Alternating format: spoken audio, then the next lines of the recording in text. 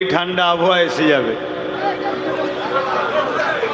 আপনারা দাঁড়িয়ে না থেকে ওইদিকে চলে যান। কম জলসা ভাই যারা এসছেন একটু ওইদিকে চলে যান, যে ফাঁকা জায়গাটা পূরণ করেন। আর তোমরা যারা বাবুরা এসেছো একদম চুপচাপ বসবে। তোমার হাতে অত বড় ফোন কেন? হ্যাঁ, ছোটদের হাতে ফোন কেন? ফোনগুলো রাখো, ছোটরা ফোন রাখো। এই ছেলে ফোন রাখ না, বা ফোন এক্ষুনি নিচে নিচে নেবে, কঞ্চিতে পিটবো বদমাইশ কোথাকারে। একটু একটু ছেলের হাতে এত বড় বড় ফোন। ভুলে যেও না তোমাদের সঙ্গে আমাদের সম্পর্ক পীর মুরিদি। তোমরা আমার দাদা হুজুরের রুহানি বাচ্চা, ভুলে যেওনি। তোমরা অন্যায় করবে আর আমরা চোখ মুজে বসে থাকবো, এ আশা করোনি। বাচ্চাদের হাতে পেন খাতা থাকবে, বড় হও বয়স হোক, যখন ভালো মন্দ বুঝতে শিখবে তখন ফোন কিনবে। আর মা বাপগুলোকেও বলি, একটু একটু ছেলেদের হাতে সব ফোন তুলে দিয়েছে, ছেলেরা খারাপ হয়ে যাচ্ছে। দরুদ শরীফ আল্লাহুম্মা সাল্লি আলা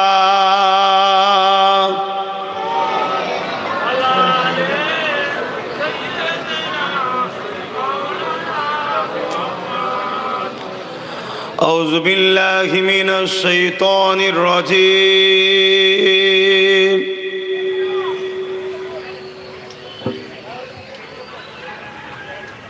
যাও ওদিকে, যাও ওদিকে, যাও ওদিকে, যাও। জঙ্গলে ফঙ্গলে ঢুকে পড়ছে।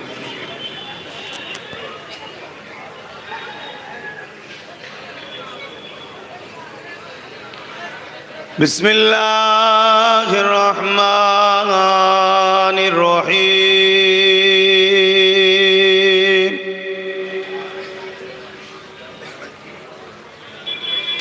আলহামদুলিল্লাহ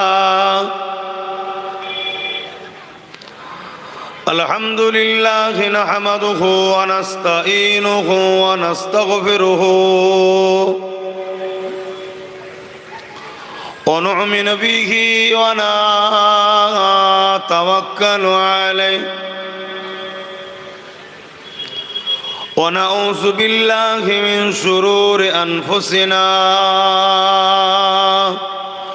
ওয়া মিন সাইয়্যাতি আ'মালিনা।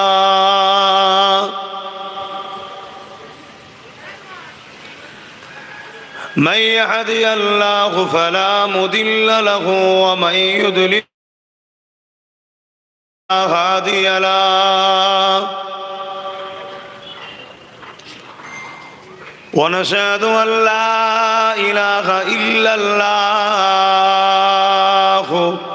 وحده لا شريك له. ونشهد أن سيدنا وحبيبنا ومولانا محمدا عبده ورسوله.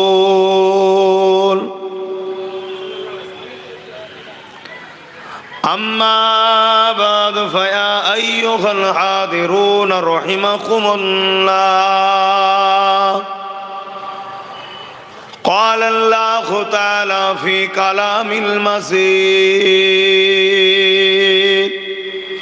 والفرقان الحميد.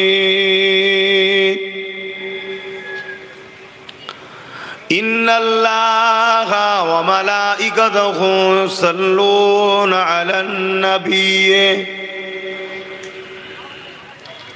يا أيها الذين آمنوا صلوا عليه وسلموا تسليما. اللهم صل على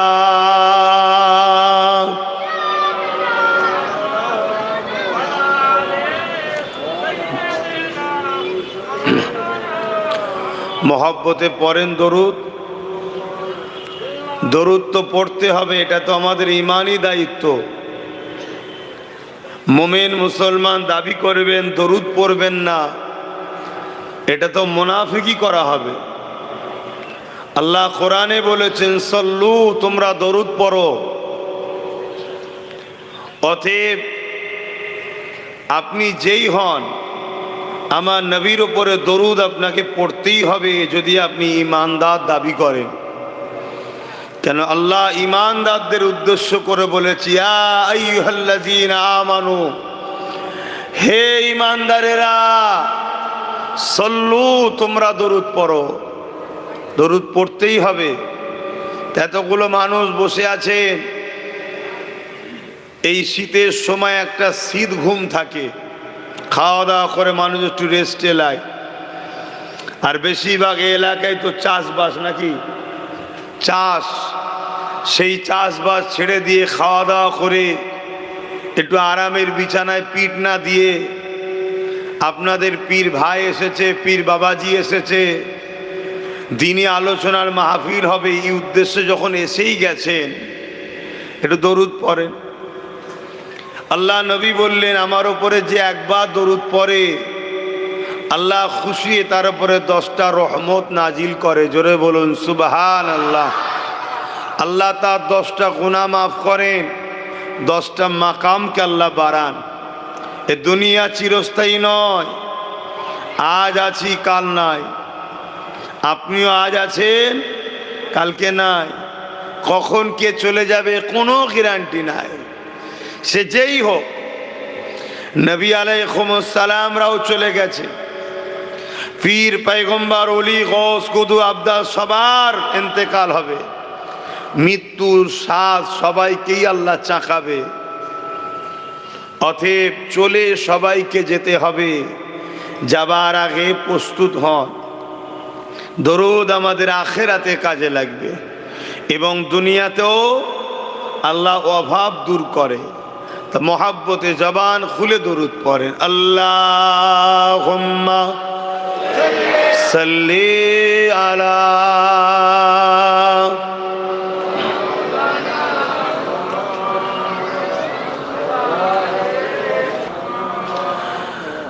मेरे आँखों की बुदली में जलवा है मोहम्मद का, मेरे दिल के आईने में नक्शा है मोहम्मद का। कोई जन्नत में जाएगा, कोई दोज़ख में पहुँचे, मदीने की तरफ दौड़े दीवाना मुहम्मद का। अल्लाहुम्मा सल्ली अला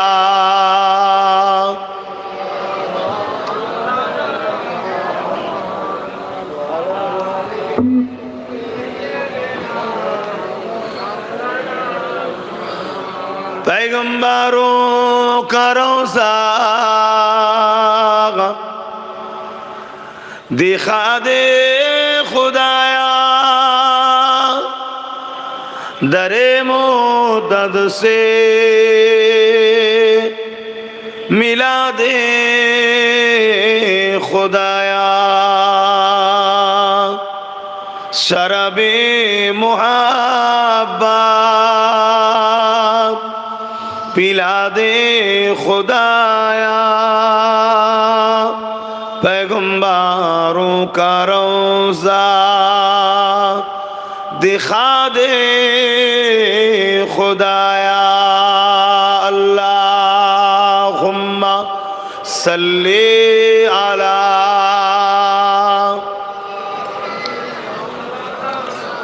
जोरे जोरे पढ़े वाला आली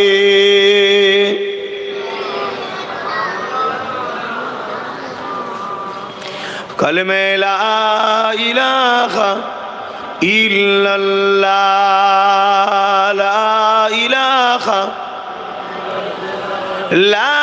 ইলাহা ইল্লাল্লাহ মুহাম্মাদুর রাসূলুল্লাহ হাসবি রাব্বি জাল্লাল্লাহ মা ফি কলবি খায়রুল্লাহ নূর মুহাম্মদ সাল্লাল্লাহ হক লা ইলাহা ইল্লাল্লাহ লা ইলাহা লা ইলাহা ইল্লাল্লাহ মুহাম্মাদুর রাসূলুল্লাহ আল্লাহুম্মা সাল্লি আলা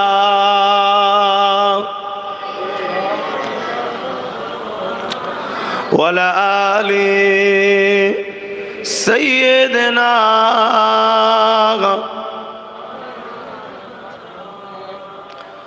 وقال الله تعالى في كلام المزيد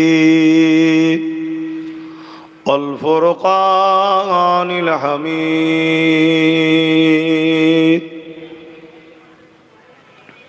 قل إن كنتم تحبون الله فاتبعوني يحببكم الله ويغفر لكم ذنوبكم والله غفور رحيم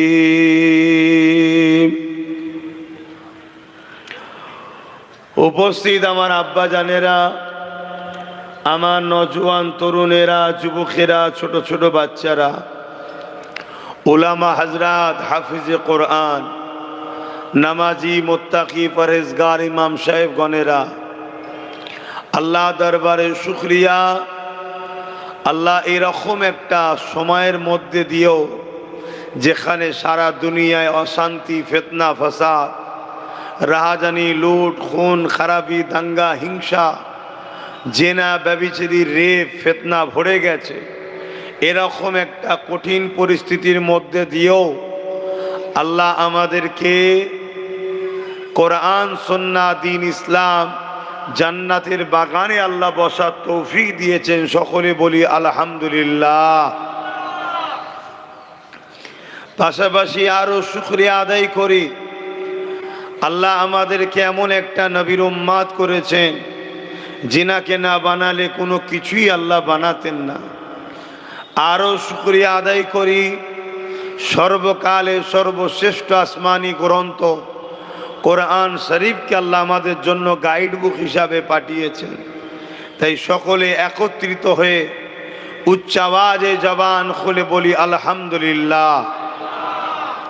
ভাইয়েরা আমার, ওয়াজ নসিহত অনেক হয়, আমরা সবাই কম বেশি ওয়াজ নসিহতের মাহফিলে বসি। আজ এই মাহফিলটার মূল উদ্দেশ্য একটা ঈদগার লক্ষ্যে করা, যাতে করে আমাদের সকলের চেষ্টায় একটু দোয়ার মধ্য দিয়ে আল্লাহ যদি একটা ঈদগাহকে কবুল করে, এই আশা নিয়ে আজকের এই মাহফিল। আল্লাহ ভাইদের এই নেক আশা, নেক ইচ্ছাকে আল্লাহ কবুল করে, বোন আল্লাহুম্মা আমিন। তবে আলোচনা করতে মাঝে মাঝে একটু খারাপ লাগছে, ওই বীজখানটা এখনো ফাঁকা রয়ে গেল কেন? আপনারা কি একটু উঠে আসতে পারছেন না যারা বসে আছেন? একটু উঠে আসা যাচ্ছে না আপনারা যারা বসে আছেন? হ্যাঁ, এই তো কত সুন্দর, উঠে আসেন সবাই। আন্না যেখানে বসে পড়েছেন সেখানে শেকড় ছেড়ে দিয়েছেন, উঠে আসেন। বাহ, দাঁড়িয়ে কেউ থাকবেন না, উঠে চলে এসে ওই জায়গা ফাঁকা হলে তখন আপনারা বসে যাবেন। ডিঙিয়ে ডাঙিয়ে আসতে তো অসুবিধে হবে। আসেন, তাড়াতাড়ি আসেন। তো ভাইয়েরা আমার, আমাদের ধর্মের নাম হলো ইসলাম। কি নাম? সালাম থেকেছে ইসলাম, যার মানে হলো শান্তি। ইসলাম ধর্মের অনুসারী আমরা। এই পৃথিবীতে হাজারো ধর্ম আছে, যার ধর্ম, যার বিশ্বাস, যার ভালোবাসা, যার আস্থা তার কাছে। আমরা কখনো কারো পক্ষে বিপক্ষে কোনো কথা বলি না। বলাকে পছন্দও করি না, ইন্টারেস্টও রাখি না। ইসলাম আমাদেরকে ইজাজতও দেয়নি অন্যের ধর্মের বিষয়ে ছোট বড় কথা বলার। তাই আমরা আলহামদুলিল্লাহ ইসলাম পেয়ে বড় খুশি, আমরা আমাদের ধর্ম নিয়ে বড় আনন্দেই আছি, বলুন আলহামদুলিল্লাহ। কিন্তু এই ইসলামকে বারবার আঘাত দেয় দুই শ্রেণীর মানুষ। এক হলো যারা ক্ষমতার লোভে মানুষের প্রভু হতে চাইছে, তারা ইসলামকে আঘাত দেয়। কেন? ইসলাম দাসত্ব প্রথার বিরুদ্ধে। ইসলাম মানুষকে কেউ কৃতদাস দাসী বানিয়ে রাখবে, ইসলামের বিরুদ্ধে। ইসলাম ইনসাফের নাম, ইসলাম ক্ষুধার্ত মানুষকে খানা খাওয়াবার নাম, ইসলাম বস্ত্রহীনকে বস্ত্র দিবার নাম, ইসলাম পিপাসিত মানুষের পিপাসা মিঠাবার নাম, ইসলাম অসহায়কে আশ্রয় দিবার নাম, ইসলাম সমাজকে দুর্নীতি মুক্ত করার নাম, ইসলাম চোর মুক্ত, নেশা মুক্ত, দুর্নীতি মুক্ত, খুন মুক্ত, রেপ মুক্ত একটা মানবতার সমাজ, ইনসাফের সমাজ, সাম্যের সমাজ গড়ার নাম হলো ইসলাম। জোরে বলুন সুবহানাল্লাহ। তাই এই ইসলামের আলোকে অন্ধকারবাদীরা, সন্ত্রাসবাদীরা, আতঙ্কবাদীরা, জাহেলেরা, সমাজ বিরোধীরা, মানবতার বিরুদ্ধে যারা, ইনসাফের বিরুদ্ধে যারা, ন্যায়ের বিরুদ্ধে যারা, গরিবের হকের বিরুদ্ধে যারা, এতিমের হকের বিরুদ্ধে যারা, মানবতার বিরুদ্ধে যারা, নারীদের অধিকারের বিরুদ্ধে যারা, তারা ইসলামকে কখনোই অ্যাকসেপ্ট করেনি। আর আগামী তো ইসলাম থাকুক, তারা এ আশা চায় না। তাই ইসলামকে তারা যুগে যুগে আঘাত দিয়েছে। ইতিহাস বলছে এমন কোন যুগ যায়নি যে যুগে পৃথিবীতে ইসলামকে টার্গেট করা হয়নি। তবে আলহামদুলিল্লাহ এত টার্গেট করার পরেও ইসলাম আজও পৃথিবীর যুগে হু হু করে মানুষের হৃদয়ে জায়গা করছে। জোরে বলুন সুবহানাল্লাহ। আমরা যদি ইতিহাস দেখি, ফেরাউন নমরুদ থেকে শুরু করে আবু জেহেল, উতবা, সাইবা, ইজিপ্ট থেকে শুরু করে এদিকে চেঙ্গিস খান, হালাকু খান থেকে শুরু করে যুগে যুগে আমার ভারতবর্ষে হতভাগা আকবর থেকে শুরু করে যুগে যুগে ইসলামকে মিটাবার ষড়যন্ত্র যুগে যুগে হয়েছে। কখনো আমেরিকায় ইসলামের নামে মিথ্যাচার করার জন্য নোংরা ফিল্ম তৈরি করেছে, মিথ্যাচার মিডিয়ার মাধ্যমে ছড়িয়েছে। কখনো ফ্রান্সে হুজুর পাক সাল্লাল্লাহু আলাইহি ওয়াসাল্লামের কার্টুন তৈরি করে কোরআনকে অপমান করারও চেষ্টা হয়েছে। এভাবে পুরো বিশ্ব জুড়ে এই প্রোপাগান্ডা চলে। আজ বড় দুঃখের সাথে বলতে হয়, স্বাধীনতার পর থেকে আমার দেশ কিন্তু এরকম ছিল না। আমার দেশ ছিল একটা ঐক্যের, একটা সম্প্রীতির, একটা ভ্রাতৃত্বের, একটা মিল বন্ধনের দেশ ছিল। কিন্তু স্বাধীনতার পর থেকে দেখা যায় এদেশে একটা হুকুমত 2014 থেকে বসার পর আজ আমার দেশেতেও শুরু হয়েছে ইসলাম বিদ্বেষী একটা প্রোপাগান্ডা তৈরি করা। কখনো হিজাবের বিরুদ্ধে, কখনো 5 মিনিটের আজানের বিরুদ্ধে, কখনো বছরে একবার কি দুবার 10-15 মিনিটের জন্য রাস্তায় জায়গা অভাবের জন্য নামাজ পড়বে তার বিরুদ্ধে, কখনো 3 তালাকের বিরুদ্ধে, কখনো শরিয়াতের বিভিন্ন মসলা বিরোধী হয়েই আসছে। কখনো আবার উত্তরপ্রদেশের কানপুরে আই লাভ মুহাম্মদ সাল্লাল্লাহু আলাইহি ওয়াসাল্লাম লেখার জন্য বিরুদ্ধে, কখনো আবার আমার রাজ্যে কোনো মানবরূপী পশু বলে ইসলামে নাকি রেপ করাটা কোনো পাপের বিষয় নয়। এই বারবার ইসলামের উপরে আঘাত, বারবার ইসলামকে নিয়ে মিথ্যাচার, বারবার ইসলাম ও মুসলমানদের ঘরে টার্গেট, এটা যুগে যুগে চলে আসছে। আর এর জন্যে আমাদেরও একটা দোষ আছে, আমাদেরও একটা দোষ আছে। শুনে রাখেন, আকাশে যখন চাঁদ ওঠে, বাদুর চামচিকে দেখবেন ডানা মেলে চাঁদের আলোকে জমিনে না আসে তার জন্য রুকার চেষ্টা করে। এটা পারবে? জোরে বলুন, পারবে? তা হাজারো চামচিকে যতই ডানা মেলুক, চাঁদের আলো যেমন রুখা যায় না, ওই চাঁদ যিনি সৃষ্টি করেছেন সেই স্রষ্টার মনোনীত ধর্ম ইন্নাদ দীনা ইনদাল্লাহিল ইসলাম, এই ইসলামকে কখনো মানবরূপী চামচিকে দিয়ে রুখা যাবে না, যাবে না, যাবে না। জোরে বলুন সুবহানাল্লাহ। ভাইরা আমার, কিন্তু আজ বড় আঘাত লাগে যখন কেউ এত বড় অন্যায় করে। কি? একটা পৃথিবী বিখ্যাত এমন কোন দেশ নেই, এমন কোন রাজত্ব নেই, এমন কোন শহর নেই যেখানে ইসলাম নেই। এরকম একটা ধর্মর প্রকাশ্য পশ্চিম বাংলার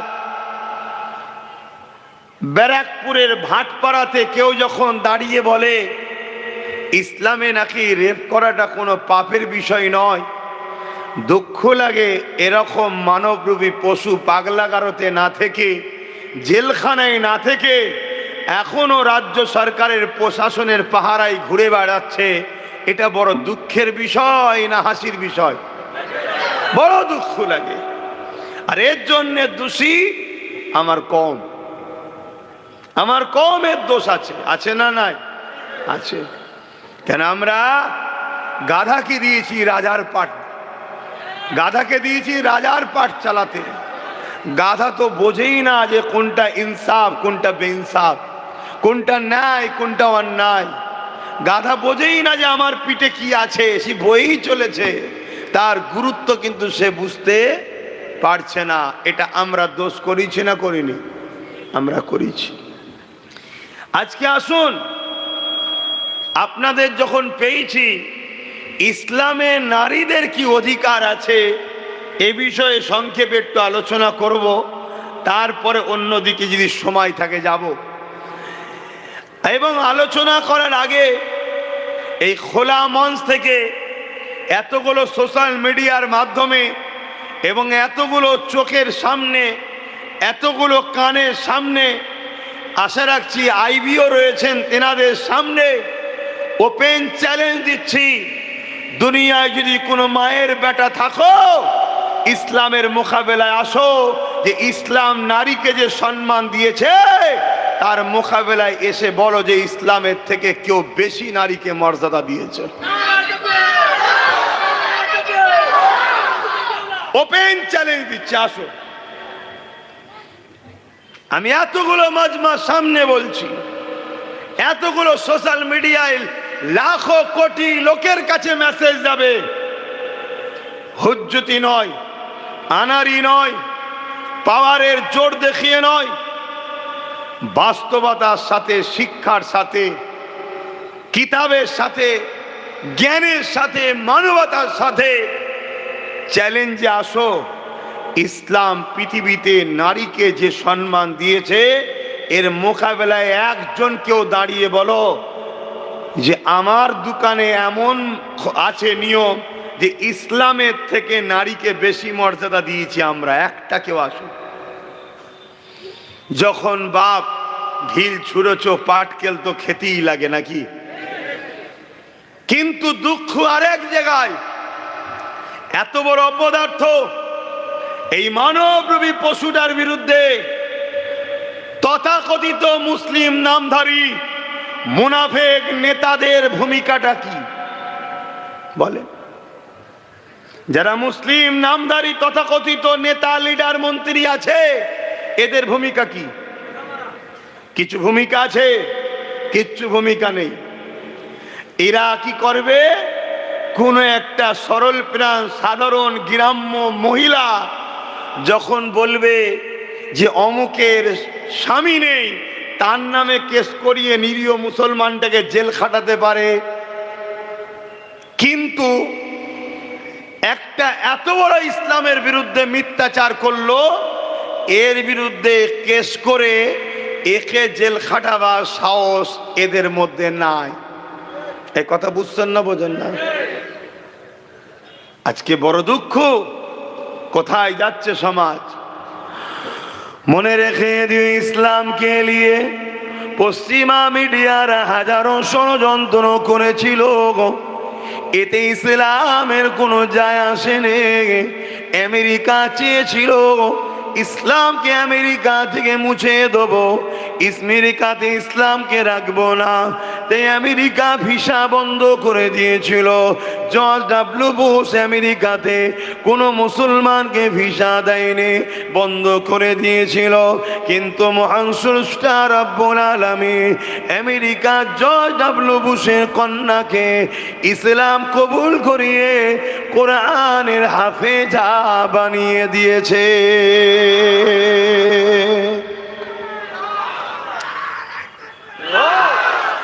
এ নওজওয়ানেরা, যুগে যুগে ইসলামের বিরুদ্ধে অনেক ষড়যন্ত্র হয়েছে, যুগে যুগে ইসলামকে মিটাবার অনেক চেষ্টা হয়েছে, কিন্তু মনে রাখবেন প্রকাশ্য মাথা তখন চারা দেয় যখন মুসলিম ঘরে একদল মুনাফিক সন্তানেরা, মুসলিম ধর্মের সেজে একদল বেঈমানেরা, তারা ওই প্রকাশ্য দুশ্মনদের সাথ দিয়েছে, তখন তারা মাথা প্রকাশ্য চারা দিয়েছে।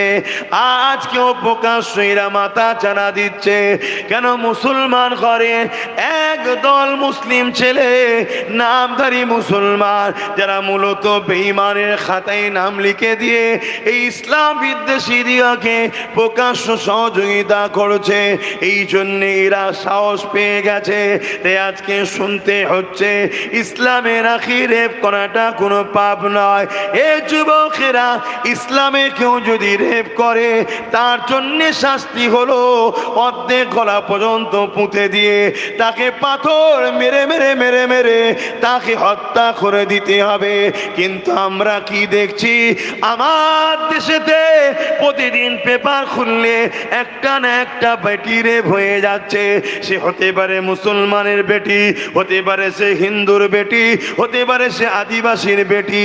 মায়ের জাত আজকে নিরাপদে নাই, যে ধর্মেরই হোক না কেন, মায়ের জাত হলো নারী। এই নারীরা আজকে নিরাপদে নাই, কেননা আজকে যারা দেশ চালাচ্ছে এরা নারীদেরকে সুরক্ষিত দিতে পারছে না। কি করে পারবে? এদের দলের নেতা মন্ত্রী অনেকে রেপিস রয়েছে, চরিত্রহীন রয়েছে, জালিম রয়েছে, এবং এরা যাদের দ্বারা যেতে, এরা যাদের দ্বারা ক্ষমতায় আসে, এরা যাদের দ্বারা ভোট চুরি করে, তাদের মধ্যেও বেশিরভাগ চরিত্রহীন জালিম রয়েছে। এই জন্য এরা রেপিসদের বিচার করতে পারেনি। কিন্তু ইসলাম বলছে রেপিসদের একটাই শাস্তি, তাকে মৃত্যুদণ্ড দিয়ে দাও, তাকে দুনিয়ায় বাঁচার অধিকার নাই। কেন? যে মায়ের জাতে সম্মান করতে পারে না, ওই মানবরূপী পশুর বাঁচার কোনো অধিকার নাই। আপনারা কি একমত তো নাকি? একমত না হলে তার ইসলামের হবেন বা কি করে? তাহলে আজকে 10টা 20টা যদি রেপিসকে ঝেড়ে দেওয়া যায়, তাহলে বাকি সব মায়েরা নিশ্চিন্তায় থাকবে না? থাকবে না? হ্যাঁ। কিন্তু যখন যখন দেশের বা রাজ্যের মাথায় যারা বসে থাকে তারাই যখন রেপের রেট দেয়, তখন কি রেপ আর বন্ধ হয়? কথা বলে। তাহলে সেই রাজ্যে এরকম মিথ্যা কথা বলবে ইসলামের বিরুদ্ধে, আর তাকে ধরবে এ আশা করাটাও যায় না। কিন্তু আমাদের দায়িত্ব আছে না নাই প্রতিবাদ করা? কি গো বলেন, প্রতিবাদ করার দায়িত্ব আছে না না? আল্লাহর কাছে জবাব দিতে হবে। তরুণেরা, এমন নবী পাখি প্রেমিকেরা, আল্লাহ নবী জানিয়ে দিলেন মক্কা জমিনে থেকে শুরু করলে তামাম পৃথিবীর জমিনে জাহিলিয়াতের যুগে নারীদের ঘরে জন্তু জন্তু পুঁতে দেওয়া হতো। আজ থেকে ১৫০০ বছর আগে নারীদের কোনো সম্মান মর্যাদা ছিল না, নারীদেরকে ভোগের পাত্রী বানানো হতো। স্পেনের শাসক যে ছিল, এমন করে রোমের যে শাসক ছিল, পারস্যর যে শাসক ছিল, তারা নারীদেরকে ভোগের পাত্রী বানাতো। নারীদের কোনো সম্মান মর্যাদা ছিল না। আল্লাহ নবী জানিয়ে দিলেন, নারীদেরকে তোমরা জন্তু জন্তু কেন পুঁতে দিচ্ছ? তারা বলতে লেগেছিল নারীরা হলো অশুভ, তাদের কোনো বাঁচার অধিকার নাই। আমার রাসূলুল্লাহ জানিয়ে দিলে, এ দুনিয়ার মানুষের এটা হলো তোমাদের কুধারণা, এটা তোমাদের কুসংস্কার। যে ১৬টা পুত্র সন্তান দেয় মায়ের পেটে, ওই ১৬টাই কন্যা সন্তান দেয় মায়ের পেটে।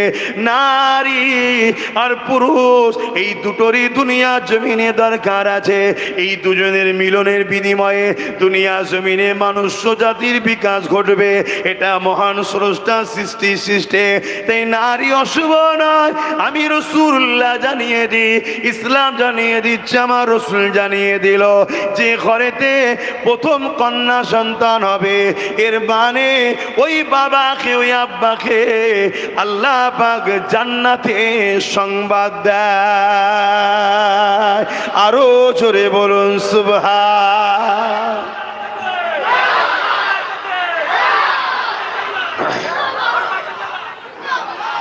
আজ ভেবে দেখুন, ১৪৫০ বছর আগে আমার নবী নারীদের মর্যাদার কথা শিখিয়েছে।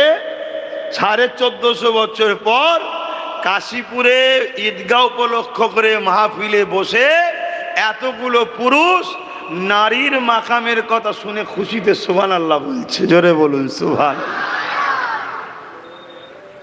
কেন? নারী হলো মায়ের জাত। নারীকে মায়ের জাত। আমার ঘরে যে মাটা আছে ওটা একটা নারী, আপনার ঘরে যে মাগুলো আছে ওগুলো নারী। তাই নারীর সম্মান ইসলাম এত দিয়েছে, একটা একটা নারী একটা একটা জান্নাত। জোরে বলুন সুবহানাল্লাহ। এ কথা শুনে আমরা আনন্দিত নাকি? আমরা খুশি তো নাকি? আমরা পুরুষ হয়ে নারীদের মাকামের কথা শুনে খুশি হচ্ছি। এ ব্রেন, এ দিল, এভাবে আমার রাসূল আমাদেরকে তৈরি করেছে। ১৪৫০ বছর আগের মেসেজ আপনার কাশীপুরে এমনি এমনি চলে আসেনি। অনেক বাধা, অনেক লড়াই, অনেক যুগে যুগে মানবরূপী পশুরা ইসলামকে রুখতে চেয়েছে। লক্ষ লক্ষ মা সন্তান হারা হয়েছে, লক্ষ লক্ষ বাপ তার সন্তানকে হারিয়েছে, লক্ষ লক্ষ সন্তান এতিম হয়েছে, লক্ষ লক্ষ মায়েরা বিধবা হয়েছে। তারপরে তোমার কাশীপুরে মসজিদের আজান শুনছো, তারপরে তোমরা মাথায় টুপি মুখে দাড়ি পেয়েছো, তারপরে তোমরা জানতে পেয়েছো তোমার ঘরে যে মহিলাটা আছে তোমার মা, তার পায়ের তলাতে তোমার জান্নাত আছে। ওনাকে যদি খুশি করতে পারো তবে জান্নাত, আর না হয় তুমি মসজিদে গিয়ে কপাল ঘষরে ঘষরে জাহান্নামে যেতে হবে, তোমার বাড়ির মা যদি তোমার উপরে নারাজ থাকে। এর নাম ইসলাম। তবে হ্যাঁ, এখানে একটা কথা বলে দিই, মা যদি আল্লাহ ও রসুলের বিরুদ্ধে কোনো কথা বলে, যা বাবা চুরি কর, মানা যাবে না। যা বাবা ওকে মার, অত্যাচার কর, লুটে লিয়ে আয়, শোনা যাবে না। শুনছেন তো নাকি? ইসলাম বিরোধী কথা হলে হবে না। ইসলামের বিরুদ্ধে যদি মা কথা বলে তাহলে কি করবেন? ঝগড়া করবেন না, ঝগড়াও করা যাবে না। তার থেকে পাশ কাটিয়ে যেতে হবে, মা ওটা আমি মানতে পারছি না। কেন? ওটা আল্লাহ ও রসুলের কথার বিরুদ্ধে। কিন্তু তার সাথে বিয়াদবিও করা যাবে না। হযরতে আবু হুরায়রা রাদিয়াল্লাহু তাআলা আন নাম শুনেছেন? একটু আওয়াজ দেন, নাম শুনেছেন? হ্যাঁ, উনি আমার রসুল পাক সাল্লাল্লাহু আলাইহি সাল্লামের দরবারে আসলেন। এসে আমার নবীর আখলা কথাবার্তা দেখে আমার নবীর উপরে মুগ্ধ হয়ে ইমানের কালেমা পড়ে মুসলমান হয়ে গেছে। জোরে বলুন সুবহানাল্লাহ। মা কিন্তু তখনও কলমা পড়েনি। মা লাত, উজ্জা, হবল ইত্যাদি ইত্যাদি তৎকালীন সময় যে মানুষ তৈরি করেছিল নকল খোদা, তার উপাসনা করত। তাই কলেমা পড়ে নিয়েছে। আবু হুরায়রা হুজুর আমার রসুলের দরবারে আসা যাওয়া করে। একদিন মা জিজ্ঞেস করেছে, বাবা তুই কোথায় যাস? আমার নবী বলেছে মিথ্যা কথা বলবে না।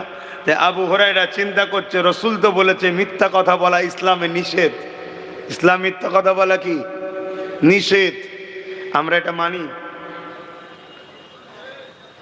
মিথ্যা কথা বলেন না? তাহলে ভাবুন, আমরা মরিছি তো এই জায়গাতে। খবরদার মিথ্যা কথা বলবেন না। তবে তবে একটা জায়গায় একটু ছাড় আছে, বলবো? একটা জায়গায় একটু ছাড় আছে। বিবি যদি খুশি হয় এক্ষেত্রে একটু ছাড় আছে। 200 টাকা শাড়ি যদি 2000 টাকার লেবেল লাগিয়ে যাও, বিবি খুশি হবে না? হবে না? হ্যাঁ, এই যে সংসারে মিল মহব্বত স্বামী স্ত্রীর গভীর হবে, এই জায়গায় একটু ছাড় আছে। কথা বুঝে আসছে তো? হ্যাঁ, আবার যেন সবসময় ঠকাতে যে উনি পরিবারকে। কেন আমার মায়েদের খারাপ নিলে হবে না। কোয়ালিটি দেখে না, দাম দেখে। কত দাম রে, কত দাম। কিছু গেলেই কি বলবে, দাম কত? আরে কোয়ালিটিটা দেখেন না, না দাম কত।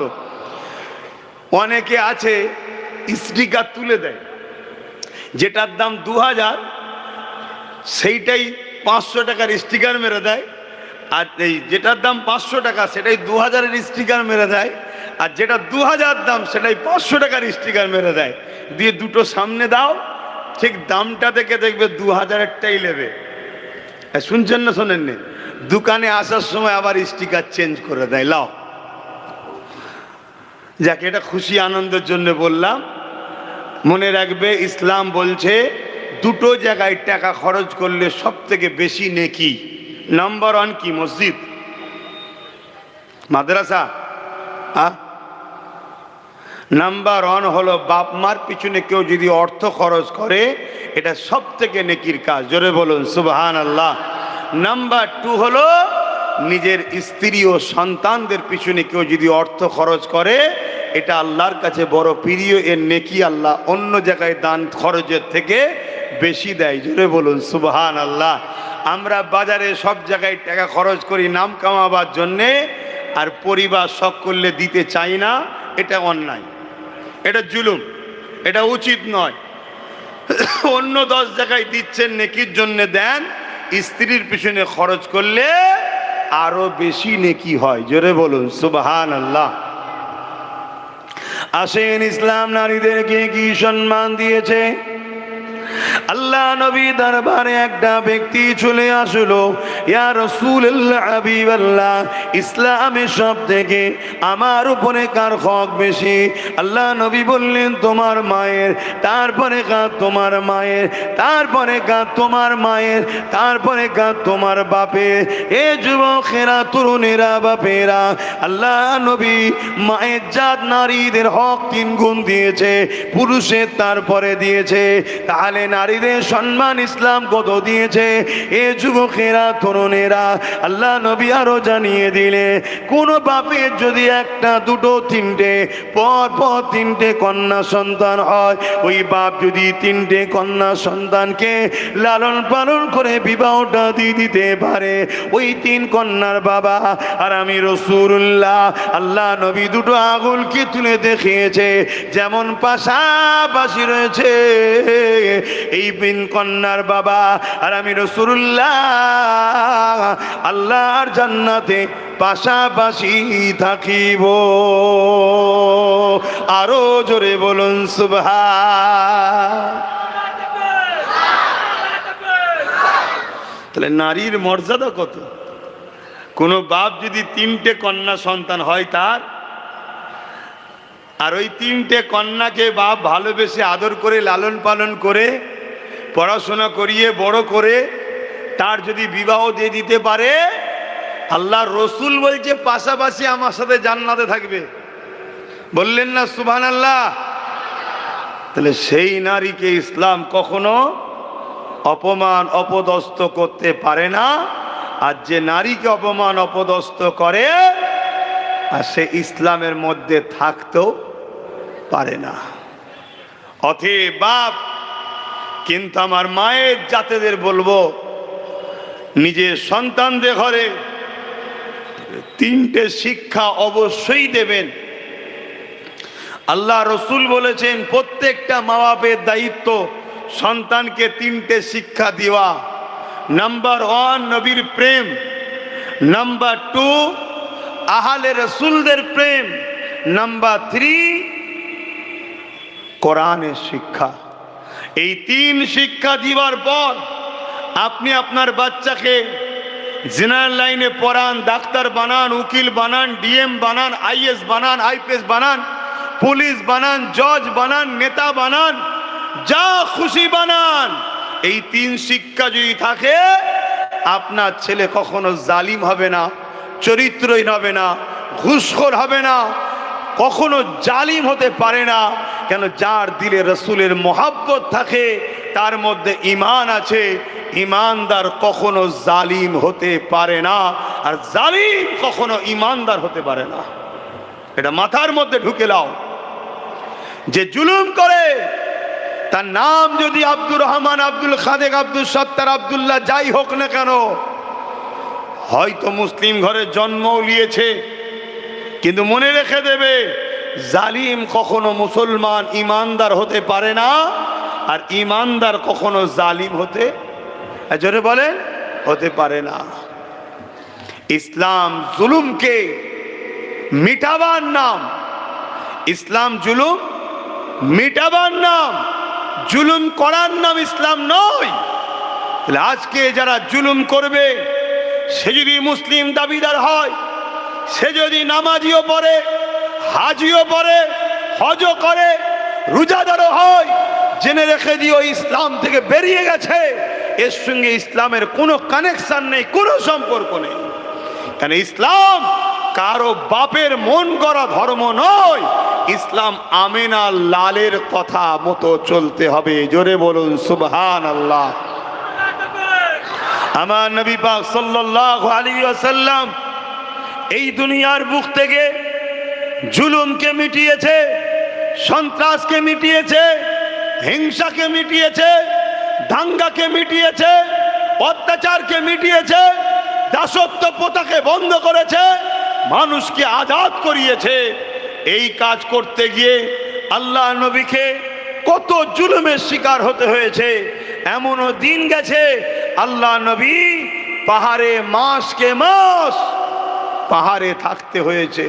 সোশ্যাল বয়কট করেছে আমার নবীকে, পাহাড়ে চলে গেছে, ওখানে গিয়ে গাছের পাতা ফল মূল খেয়ে জীবন লালন পালন করে, আর রাত্রিরে গোপনে গোপনে এসে মানুষকে ইনসাফের কথা শিখায়, ন্যায়ের কথা শিখায়, মানবতার কথা শিখায়, জুলুমের বিরুদ্ধে থাকার কথা বলে।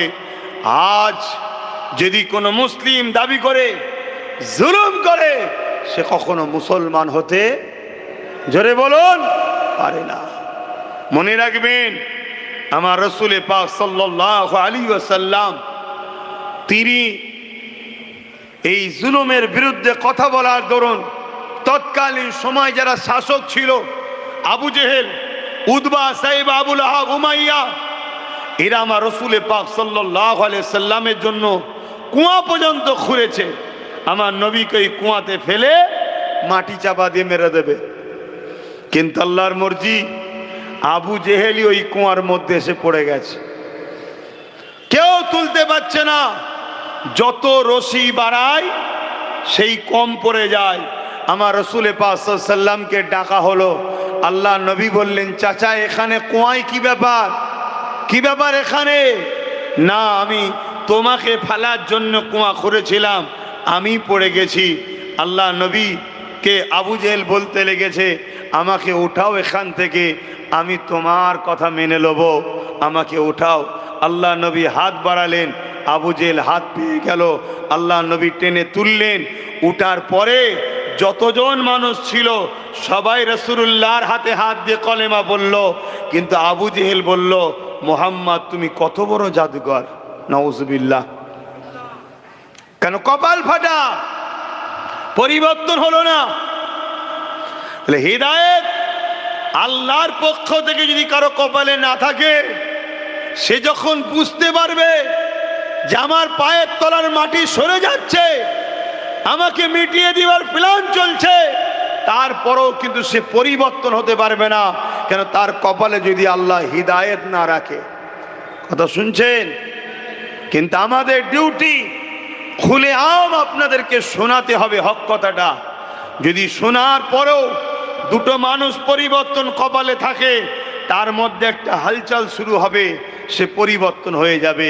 আর যদি কপালে পরিবর্তন না থাকে, হাজারো বুঝালো পরিবর্তন হবে না। কিন্তু এটা আমাদের ডিউটি, আমাদের মানুষকে বোঝানো দরকার। এ দুনিয়ার মানুষেরা আল্লাহ নবী নারীদের অধিকার দিবার জন্যে, সমাজে ইনসাফ কায়েম করার জন্যে, ন্যায় প্রতিষ্ঠিত করার জন্যে আল্লাহ নবী কতটা কষ্ট করেছে।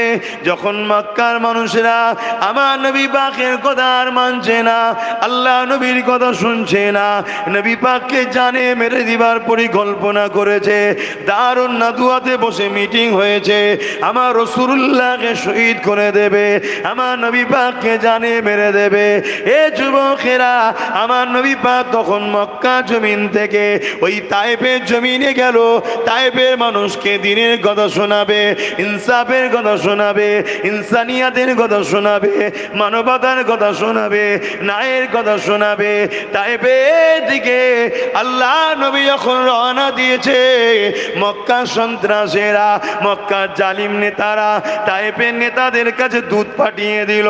দ্রুত ঘোড়ার পিঠে চেপে ওই তায়েফের কাছে চলে গেল। এ তায়েফের সরদারেরা, এ তায়েফের নেতারা, মুহাম্মদ রসুল তায়েফে আসছে, তিনি যেটা বলে সত্য বলে, তিনি যেটা বলে ঠিক বলে, কিন্তু তিনার কথা যদি মেনে নাও, তাহলে আমাদের জুলুমের সাম্রাজ্য মিটে যাবে, আমাদের অন্যায় সাম্রাজ্য মিটে যাবে, আমাদের মানুষকে লুটে রাখার সাম্রাজ্য মিটে যাবে। মানুষের মধ্যে আমরা আতঙ্ক তৈরি করে রেখেছি, মানুষ আমাদের দাসী রয়েছে। মুহাম্মদ রসুল মানুষকে দাসত্ব প্রথা থেকে আজাদ করতে এসেছে। আজকেও যেমন অনেক মানুষ আছে, অনেক মানুষ আছে আজকে অনেক জায়গায় যেতে ভয় করে। আব্বাস সিদ্দিকী আসছে, না বাবা যাবনি, কোথায় এলাকায় কেউ দেখে ফেললে যদি পরে ঘর ভেঙে দেয়, যদি পরে মারে। অনেকে যদিও বা আসে, নুকিয়ে নাকিয়ে আসে, কোনো রকমভাবে চুপচাপ বসে থাকে, সাধারণ ড্রেসে আসে, যেন কোনো বাজারে গেছিল ব্যাগ নিয়ে বেরিয়ে পড়ে। এভাবে নুকিয়ে নাকিয়ে, এই যে মানুষ পরাধীন, এটা মানুষ আজাদ নয়, মানুষ স্বাধীন নয়, মানুষ পরাধীন। আজকের দিনও মানুষকে যারা পরাধীন করে রেখেছে, এরা আজকের আবু জেহেল, এরা আজকের উদবা, এরা আজকের সাইবা, এরা আজকের নমরুদ, এরা আজকের ফেরাউন। এদের বিরুদ্ধে লড়াই করা আমাদের জন্য ইসলাম শরিয়াতে ফরজ হয়েছে, করতেই হবে। করে মানুষকে আজাদ করতে হবে, মানুষকে বাঁচাতে হবে, মানুষকে স্বাধীন দিতে হবে। এর নামও ইসলাম। জোরে বলুন সুবহানাল্লাহ। মানুষ মনে করে ইসলাম শুধু দাড়ি টুপি নামাজ রোজা মসজিদ মাদ্রাসা না, ইসলাম একটা কমপ্লিট জীবন ব্যবস্থার নাম। ইসলাম একটা কমপ্লিট জীবন ব্যবস্থার নাম। বাজারে গেছো, একটা অসহায় গরিবের দোকানদারের ওপরে কেউ তুলা তুলছে বা জুলুম করছে, তুমি যদি ইসলামের অনুসারী হও, তোমার দিন তোমায় কি বলছে শোনো। যে ওই গরিব দোকানদারের ওপরে জুলুম করছে, যারা জালিম, তাদের বিরুদ্ধে তোমাকে গরিব দোকানদারের পাশে দাঁড়িয়ে লড়তে হবে। যদি ওই গরিব দোকানদারের সঙ্গে তোমার রক্তের সম্পর্ক নেই তো কি হয়েছে, ধর্মেরও সম্পর্ক যদি না থাকে, সে যদি অন্য ধর্মের দোকানদারও হয়, হিন্দু হোক, আদিবাসী হোক, সাঁওতাল হোক, সে মানুষ, তার উপরে জুলুম হচ্ছে, তার পাশে দাঁড়িয়ে জালিমের বিরুদ্ধে ঝাঁপিয়ে পড়ার নাম হলো ইসলাম। জোরে বলুন সুবহানাল্লাহ। মনে রাখবে, তুমি যদি এই অসহায়ের পাশে দাঁড়িয়ে মজলুমের সাথ দাও, কিয়ামতের দিনে আমার আল্লাহ তোমার সাথ দেবে, ওয়াদা করেছে। জোরে বলুন সুবহানাল্লাহ। এ বিষয়ে একটা ছোট্ট কথা বলি, প্রায় বলেছি, আজও বলছি। প্রচণ্ড এক যুবক ছেলেকে কিয়ামতের দিন আল্লাহ পাক উঠাবে, তার হিসাব নিবার জন্য তাকে ডাকবে, দাও হিসাব দাও, কি করেছো বলো। বান্দা ওই সময় কাঁদতে কাঁদতে বলবে, ও রব্বি আল্লাহ বা দুনিয়া জমিনে আমি কোনো ভালো কাজ করিনি, দুনিয়া জমিনে আমি অন্যায় করেছি, দুনিয়া জমিনে আমি ভুল কাজ করেছি, দুনিয়া জমিনে আমি পাপাচার করেছি। মনে রাখবেন, অন্যায় দুই ধরনের হয়, একটা হলো নিজের ক্ষতি আর একটা হলো ধর্মের ক্ষতি। একটা হলো নিজের ক্ষতি আর একটা হলো ধর্মের ক্ষতি। কেউ যদি নিজের ক্ষতি করে আল্লাহ পাকে কাছে তওবা করলে আল্লাহ পাক তার মাফ করে দেবে। কিন্তু কেউ যদি ইসলামের ক্ষতি করে আল্লাহ পাকের কাছে কাঁদলো, তওবা করলে মাফ হবে না, কেননা সে ইসলামের ক্ষতি করেছে। তাকে কলেমায় রদ্দ গোপন পড়ে নতুন করে ইসলামে আসতে হবে। এ যুবকেরা, আর একটা কথা শুনে রেখে দেন, হক হলো দুই ধরনের, একটা হলো হকুল্লাহ আল্লাহ পাকের হক, আর একটা হক হলো বান্দার হক। যদি তুমি গরিবের উপরে জুলুম করো, কারো নামে মিথ্যা মামলা করো, কারোর উপরে মিথ্যা দোষ দাও, কারো মাল যদি ঝেড়ে লাও, এটা হলো বান্দার হক। সে যতক্ষণ পর্যন্ত না মাফ করবে আল্লাহ পাক মাফ করবে না। কিন্তু নামাজ কাজা করে ফেলেছো, রোজা কাজা করে ফেলেছো, এটা হলো আল্লাহর হক। আল্লাহ পাকের গায়ে যদি কাঁদেন আল্লাহ পাক মাফ করে দেবে, ওয়াদা করেছে। হকুল্লাহ আল্লাহর সঙ্গে, হকুল্লাহ বান্দার সঙ্গে। আল্লাহর হকে যদি ভুল ভ্রান্তি হয়ে যায় আল্লাহ পাক ক্ষমা করে দেবে বলেছে। কিন্তু বান্দার হক যদি আদায় তুমি না করো, বান্দার হক যদি মেরে লাও, আল্লাহ পাক তোমায় ক্ষমা করবে না। শুনছেন তো আমার ভাইরা? মনে রাখো, তোমার পীরের আওলাদ আমরা, তোমাদেরকে দুনিয়াতেও বাঁচাবার চেষ্টা করে লড়ছি, আখেরাতেও বাঁচাবার চেষ্টাই বলছি। ধরো তুমি দায়িত্ব পেয়েছো, একটা 1 কিলোমিটার ঢালাই রাস্তার কাজ পেয়েছো, হবার কথা 8 ইঞ্চি, তুমি করেছো 5 ইঞ্চি, 3 ইঞ্চির পয়সা ঝেড়ে দিয়েছো। ওই রাস্তাতে যতজন যাতায়াত করে প্রত্যেকের কাছে তোমাকে ক্ষমা চাইতে হবে। সবাই যদি ক্ষমা করে তুই জান্নাতে যাবি, আর না 3 ইঞ্চির পয়সা ঝাড়ার জন্য জাহান্নামে যেতেই হবে। এর নাম ইসলাম। এই শুনছো তো নাকি? রাজনীতি করা শখ মিটে যাবে। এখন তো লোক রাজনীতি করে হারাম খেয়ে লুটে বড় লোক হবে বলে। আর যখন এই সিস্টেমকে ব্রেক করার জন্য নবী খানদান থেকে কেউ আসে, তখন এই মুসলিম ঘরে কিছু হারামখোর বেঈমান অবৈধ সন্তান বেরিয়েছে, নবী বংশের আওলাদের সমালোচনা করে। কথা বুঝে আসছে না? নাই? হ্যাঁ, মনে রাখবেন, এদের গুড়াই গন্ডগোল। এরা যদি হালালি সন্তান হতো তাহলে এই ধরনের কথাবার্তা বলতো না। কেন? এরা নিজেরা হারামখোর, এরা চোর, এরা গুন্ডা, এরা ডাকাত। রাজনীতি এদের কাজ নয়। রাজনীতি হলো ভালো মানুষদের কাজ। রাষ্ট্র সেবা, রাষ্ট্রবাসী সেবার নাম হলো রাজনীতি। অনেক মহান কাজ, পুণ্যের কাজ। কোন রাজনীতির নেতা যদি ন্যায় পরায়ণ হয়, সত্যবাদী হয়, মানব প্রেমিক হয়, দেশপ্রেমিক হয়, ইনসাফ প্রেমিক হয় এবং ইমানদার যদি হয়, আল্লাহ তাকে কিয়ামতের দিন আরশের ছায়া দেবে। জোরে বলুন সুবহানাল্লাহ। তাহলে রাজনীতিটা খারাপ নয়, কিন্তু রাজনীতির নামে 8 ইঞ্চির ঢালাইকে যদি মেরে খাও তাহলে মনে রেখে দিও তোমার জন্য জাহান্নাম অপেক্ষা করছে। আমাদের সমাজে অনেক রাজনীতির নেতা আছে, হজ করে এসছে। হজ শুনছেন তো নাকি? পাক্কা ইবলিসের চালা হয়ে ঘুরে বেড়াচ্ছে। এরকম শয়তান হাজি আছে, আছে না নাই? এতিমের মাল খায়, বিধবার মাল খায়, তেরপল চুরি থেকে শুরু করে, চাল চুরি থেকে শুরু করে, এ হারামখোর কোনো কিচ্ছু বাদ দেয় রে। অথচ এদের জন্য ইসলামকে কলঙ্কিত হতে হচ্ছে, এদের জন্য মানুষ ইসলামকে দেখায়, এদের জন্য মানুষ ইসলামের বিরুদ্ধে কলম চালায়, কিন্তু ওই সকল মানুষ জানে না এ হাজি তো কি হয়েছে, এ হাজি জাহান্নামে যাবে, গরিবের উপরে জুলুম করে থাকে। এর নাম ইসলাম। ইসলাম কাউকে ছাড় দেয়নি। ইসলাম একটা রুলসের নাম, নীতির নাম, পথের নাম, রাস্তার নাম। এই পথের বাইরে গেলে সে যেই হোক তার ছাড় নাই। শুনছেন তো? কিন্তু একটা সাধারণ মানুষ ভুল করা আর একটা নামাজি মুসল্লি হাজি পীর পীরজাদা ভুল করা এক নাকি ভাই? লোক আঙুল তো এই দিকে দেখাবে, এই দেখ কত বড় মুখে দাঁড়িয়ে রেখে মাথায় টুপি দিয়ে হজ করেছে, দেখ হারাম করে ঘুরছে।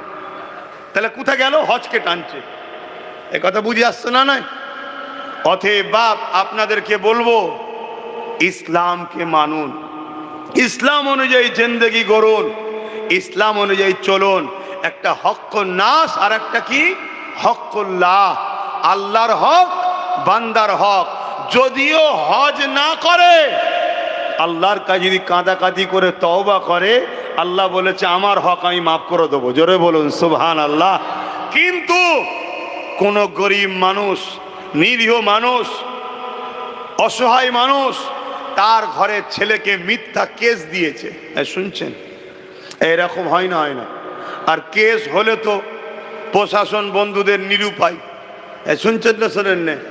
তাদেরকে ধরতে হবে, না ধরলে আবার ওপর থেকে চাপ আসবে। কি গো, হাবলদার হওয়ার শখ গেছে, ব্যাস তারাও নিরুপায়। তো এই যে মিথ্যা কেস দিল, এটা হলো হক্কুন নাস। যতক্ষণ পর্যন্ত না ওই ছেলেটা যার নামে কেস হলো ওর দোষী নয়, ও যদি মাফ না করে, তুমি যেই হও, তোমার যদি সেজদায় পড়ে কপালে কালো দাগও করে ফেলো, আল্লাহর রসুল বলছে তোমায় জাহান্নামে যেতে হবে, মাপ নাই। শুনছেন তো ভাই?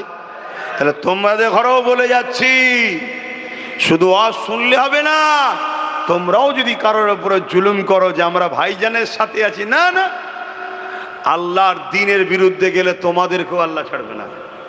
আমার কথা শুনছো? এটা মনে রেখে দিও। তবে এটাও বলে যাচ্ছি, মজলুমের পাশে দাঁড়িয়ে জালিমের বিরুদ্ধে লড়াই যদি করো, আর এই লড়াই করতে গিয়ে তুমি যদি কেউ মারা যাও, আল্লাহ তোমার জীবনের গুনাহ মাফ করে জান্নাত দেবে। জোরে বলুন সুবহানাল্লাহ, আরো জোরে বলো সুবহানাল্লাহ। কেন? তুমি আল্লাহর সৃষ্টিকে বাঁচাবার জন্য লড়াই করেছো। এ বিষয়ে ছোট্ট একটা কথা বলে যাচ্ছি। প্রচন্ড গরমের সময় এক পশুকে গাছতলাতে সকাল সকাল বেঁধেছে তার মনিব, দুনিয়ার মালিক বেঁধেছে। আর সূর্য ঘোরার সাথে সাথে রোদটাও ঘুরেছে, ওই পশুর গায়ে রোদ পড়ছে। আর এমনভাবে বেঁধেছে যে পশুটা ওর ছায়ার দিকে যেতে পারছে না, রোদে দাঁড়িয়ে আছে প্রচন্ড গরমে। এই রোদের তাপেতে পশুটা জিভটা বাহির হয়ে গেছে, গরম তাপে হাঁপাচ্ছে। একটা যুবক ছেলে হেঁটে হেঁটে যাচ্ছিল, যাকে আল্লাহ দেখে জিজ্ঞেস করছে, বান্দা তোর আমল নামা দেখা। আর সে বলছে, আল্লাহ ভালো কাজ কিছু করিনি, শুধু পাপই করেছি। আল্লাহ আপনি আমাকে গোপনে জাহান্নামে দিয়ে দিন। সে নিজে থেকে চাইছে আমাকে গোপনে জাহান্নামে দেন। কেন? ভালো কাজ করিনি তো, সবার সামনে অপমান করবেন না। কিন্তু এই খাতা দেখতে দেখতে দেখা যাচ্ছে তার আমল নামাতে এই ইবাদতটা রয়েছে, যেটা দেখে আল্লাহ বড় খুশি হয়ে যায়। জোরে বলুন সুবহানাল্লাহ। আল্লাহ বা বলবে, বান্দারে তোর একটা আমল দেখেছি যাতে আমার বড় পছন্দ হয়েছে, আমি বড় রাজি হয়ে গেছি। ওরে আমার বান্দারে, তুই কোথায় যেতে চাস বল? বান্দা বলবেন, আল্লাহ আপনি যদি দয়া করেন আমি জান্নাতে যেতে পারি। আল্লাহ বা বলবে, বান্দারে যা, তোর গুনাহকে আমি চেপে দিলাম। কেন? আমি তোর মালিক, খোদ মালিক আল্লাহ, আমি তোর গুনাহকে রুকিয়ে দিলাম। দিলাম, চেপে দিলাম। যা বান্দা, আমি আল্লাহ তোকে আমার দয়ার বিনিময়ে জান্নাতি বানিয়ে দিলাম। এ নওজওয়ানেরা, আল্লাহ নবী সাহাবাদেরকে জিজ্ঞাসা করে, ওই বান্দা নেক আমল ছিল এটা, ওই প্রচন্ড রোদের পশুটাকে দেখে ময়া হয়েছে। আরে আল্লাহ, সৃষ্টিটা রোদে রয়েছে, কত গরমে কষ্ট হচ্ছে, তাকে নিয়ে যে ছায়াতে বেঁধে দিয়েছে, ছায়াতে বেঁধে দিয়ে তাকে পানি পান করিয়েছে। এই কাজটা দেখে আল্লাহ পাকের বড় খুশি হয়েছে। তুই আমার দিয়া রহমত নিয়ে যদি আমার একটা অবালা পশু সৃষ্টির উপরে দয়া দেখা, বান্দারে আমি আল্লাহ দয়ার মালিক, আমি কেন তোর উপরে দয়া দেখাবো না? ওরে আমার বান্দা যা, আমি আল্লাহ তোকে দয়ার বিনিময়ে জান্নাতি বানিয়ে দিলাম। তাহলে আজ যদি আমরা আমাদের এলাকার কোনো গরিব মানুষের পাশে দাঁড়াই, এতিমের পাশে দাঁড়াই, বিধবার পাশে দাঁড়াই, অসহায়ের পাশে দাঁড়াই, আল্লাহর শ্রেষ্ঠ সৃষ্টি মানুষ তার পাশে যদি দাঁড়াই, কিয়ামতের দিন আল্লাহ আমাদের গুনাহ মাফ করে নাজাত দিতে পারে না? পারে না? মনে রাখবেন, গান শুনেছেন, সিনেমা দেখেছেন, যাত্রায় গেছেন, এটা নিজের ক্ষতি করেছেন আল্লাহর সঙ্গে। আল্লাহর কাছে ক্ষমা চাইলে মাফ করে দেবে। কিন্তু কারো নামে যদি মিথ্যা প্রচার করেন, সে সেই কাজের কাজই যদি না হয়, তুমি হক নাশ করলে ও যদি না তোমায় ক্ষমা করে, তোমার মাফ নাই। শুনছেন তো? অনেক লোক আছে আপনাদের এলাকার, অনেক লোক আছে আপনাদের এলাকার, এইসব এলাকার লোক, তারা দেখেছেন আপনারা, আমার মা বাপ তুলে কাঁচা কাঁচা গাল দেয়, দেখেছেন তো নাকি? হ্যাঁ, গাল দিয়েছে না দেয়নি? হ্যাঁ, যখন আমার মাকে গাল দিচ্ছে, তখন আমার মা কাবা শরীফে আছে, আমার মাকে গাল দিচ্ছে। শোনো, পশ্চিমে সূর্য ডোবে, পূব থেকে ওঠে, কাল যদি পশ্চিম থেকে উঠে যায়, এটা যেমন অসম্ভব একদিন উঠবে, এটা উঠলে উঠতেও পারে একদিন উঠবে, এর থেকেও অসম্ভব হলো, এর থেকেও সত্য হলো, যারা গালি দিয়েছে এদের বিচার হবেই হবে। কথা বুঝে আসছে না? নাই? হ্যাঁ, কেন? এটা হক্কুন নাস, ওর মাপ নাই, ওকে মাপ হবে না। তাই আমি আপনাদেরও বলে যাচ্ছি, খবরদার, হক নাশ করে ফেলবেন না। আমার ভালোবাসার বাপ ভাইরা, কারো হক মারবেন না, কারোর উপরে জুলুম করবেন না, কাউকে মিথ্যা কেস দেবেন না, কারো উপরে অত্যাচার করবেন না, কারো ঘর লুটবেন না, কারো ক্ষতি করবেন না। আমার ভালোবাসার মানুষদেরকে শিক্ষা দিচ্ছি, কেন? এগুলো করলে নাজাত পাবেন না। তবে হ্যাঁ, যদি কোনো জালিম, সন্ত্রাস, অত্যাচার, সমাজ বিরোধী, এই সমাজকে নষ্ট করছে, ক্ষতি করছে, মানবরূপী পশু যদি থাকে, তার বিরুদ্ধে লড়াই করে যদি আপনি সমাজে ইনসাফ প্রতিষ্ঠিত করতে চান, ন্যায় প্রতিষ্ঠিত করতে চান, গরিবের হক আদায় করতে চান, বিধবার হক আদায় করতে চান, মানবতাকে প্রতিষ্ঠিত করতে চান, বাচ্চাদেরকে শিক্ষার ব্যবস্থা করতে চান, এক কথায় ন্যায় প্রতিষ্ঠিত করতে যাওয়ার জন্যে যদি আপনি লড়াই করেন, মনে রাখবেন এই লড়াই আপনার জন্য বড় নসিব। এই লড়াই আপনি যদি অংশগ্রহণ করে মারা যান, বেহিসাব জান্নাত পাবেন, এবং যদি গাজী হন, আল্লাহ আপনাকে দুনিয়াতেও সম্মানওয়ালা করবে, আখিরাতেও আল্লাহ জান্নাত দেবে। জোরে বলুন সুবহানাল্লাহ। কেন? এটা আমার রাসূলের ইসলাম, এটা ন্যায়কে প্রতিষ্ঠিত করা, এটা আমার রাসূলের ইসলাম। কিন্তু মনে রাখবেন, কারো উপরে যদি লুটবো মনে করি, জুলুম করব মনে করি, তাহলে কিন্তু ইসলাম ইজাজত দেয়নি। অনেকে মনে করে দুনিয়াদারি দুদিনের, আমাদের যেটা মন যাচ্ছে আমরা করেলি, পরে দেখা যাবে খনি। দেখার সময় পাবের কি মানে আছে? দেখার সময় পাবের কি মানে আছে? আমার কথায় আপনাদের কষ্ট হচ্ছে নাকি? অসুবিধা হচ্ছে? রোদ তো চলে গেছে আল্লাহ কারে।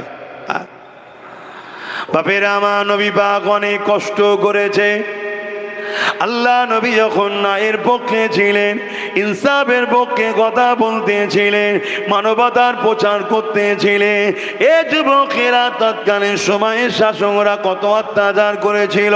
আমি যে তায়েফের কথাটা বলতে গিয়ে চলে গেলাম, তায়েফের মানুষের কাছে আল্লাহ নবী মেসেজ, আল্লাহ নবী যাচ্ছে, এই মেসেজটা যখন পৌঁছে গেল, তায়েফের সর্দারেরা, তায়েফের নেতারা, তায়েফের জালিম অত্যাচারী শাসকেরা সঙ্গে সঙ্গে বাচ্চা বাচ্চা ছেলেদের হাতে পাথর তুলে দিল, তুলে দিয়ে দূর থেকে দেখাতে লাগলো, ওই যে ব্যক্তিটা এসছে ওটা হলো মজনু, ওটা হলো পাগল, নাউজুবিল্লাহ, তার সঙ্গে সেই রকম ব্যবহার করো যা পাগলের সঙ্গে ব্যবহার করতে হয়।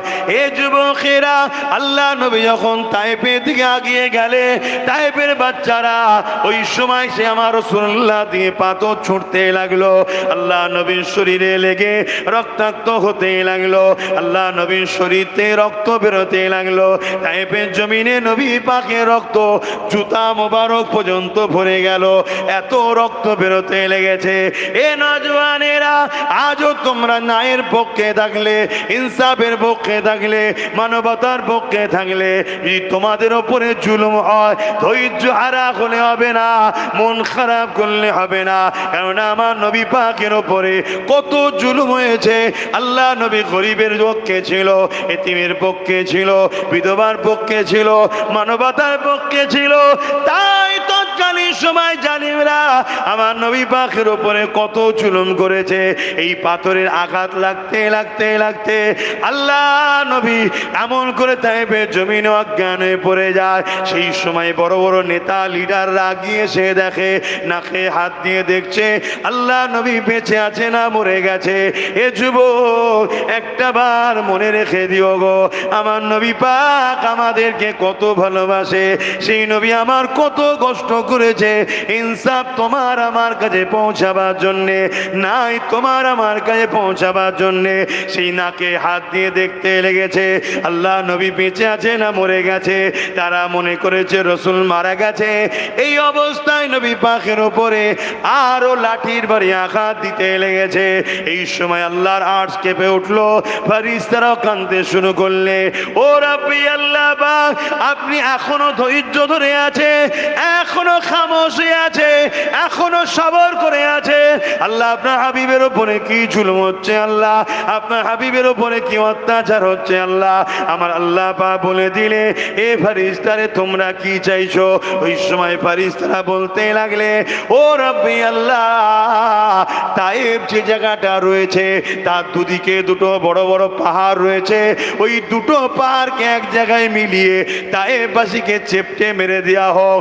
এর যদি তা না হয়, তায়েফবাসীর উপরে পাহাড়কে তুলে চাপিয়ে মেরে দেওয়া হোক। আমার আল্লাহ পাক বললেন, যাও ফেরেশতা, আমি ইজাজত দিয়ে দিলাম, পাহাড় চালক ফেরেশতাকে সাথে করে নিয়ে যাও।